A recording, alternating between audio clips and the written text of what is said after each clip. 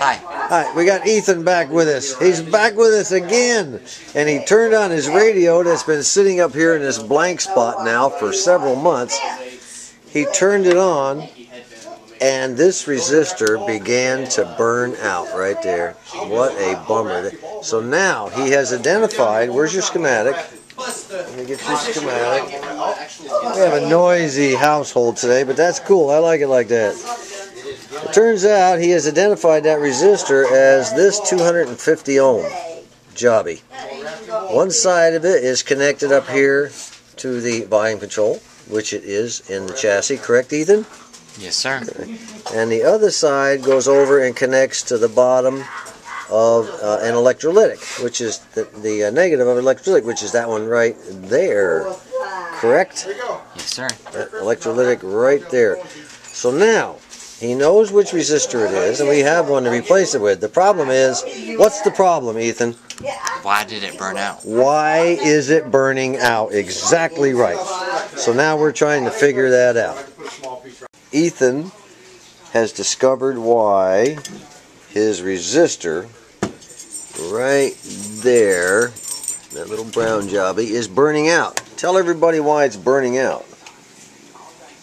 When the volume control is touching the chassis, it's grounding the resistor, pulling too much voltage through it. So you have a short. The shaft and one of the shaft and the center post, which is the wiper, okay? That's the wiper. So between the shaft and the wiper, you have a short. And when you put this thing in the chassis, you hook it back up and put it through the hole in the chassis here, what happens? Since it's grounded, it's pulling too much current. Exactly. It's grounded and it's pulling too much current through this resistor. Excellent. Wonderful. Now, I dug out this other potentiometer, and I showed him that what should actually be reading between these the wiper post and the shaft.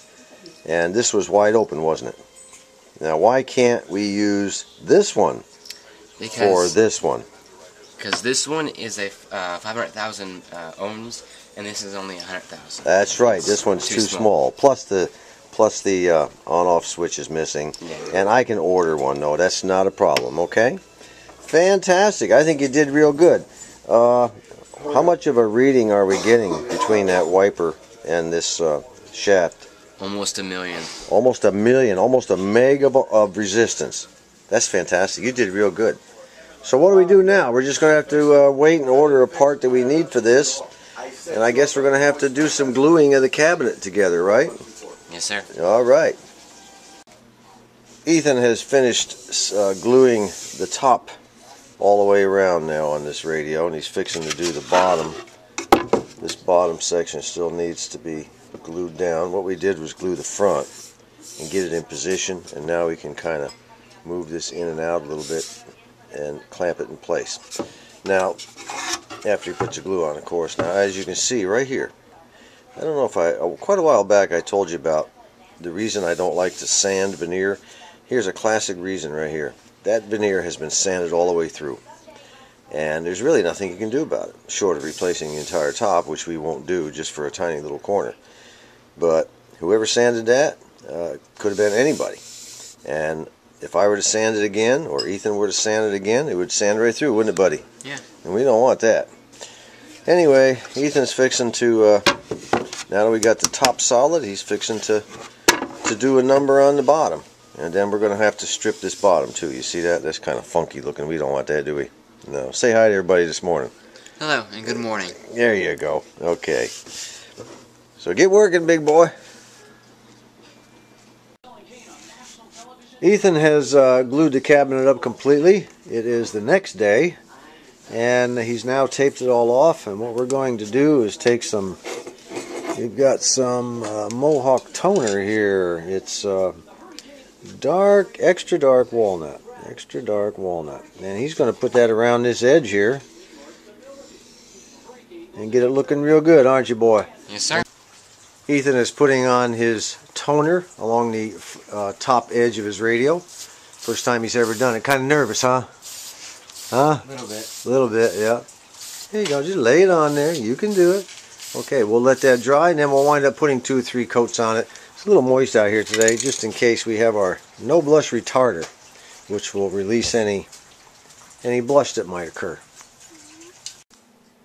Well, we're not going to get to strip the bottom today, but we did get quite a bit done. For some reason, the cabinet is not taking the toner right there and over on the other corner. We may have to go ahead and wait for it to totally dry for a day or two, and then give it a little light sanding, and then I'll go ahead and touch it up for him. But that looks pretty good though so far, don't you think? Yeah. Yep. Looks nice. Yep. The color that Ethan has chosen is, what is this? Red mahogany. You think that's a cool color? And we're going to be putting it on very lightly. We don't want it to be super, super dark, do we? No. Alright, well when the time comes, this radio will be a nice red mahogany. I kind of like red mahogany anyway, most people do. So, I don't know when we'll see you again, but I appreciate you coming over, working on it, spending a few days with us. And I think, you know, when this thing gets done, you're really going to be happy. Because I'm going to order that new part, like I said, for the chassis, okay? Alright. Alright, we'll see you next time. Say goodbye to everybody. Goodbye.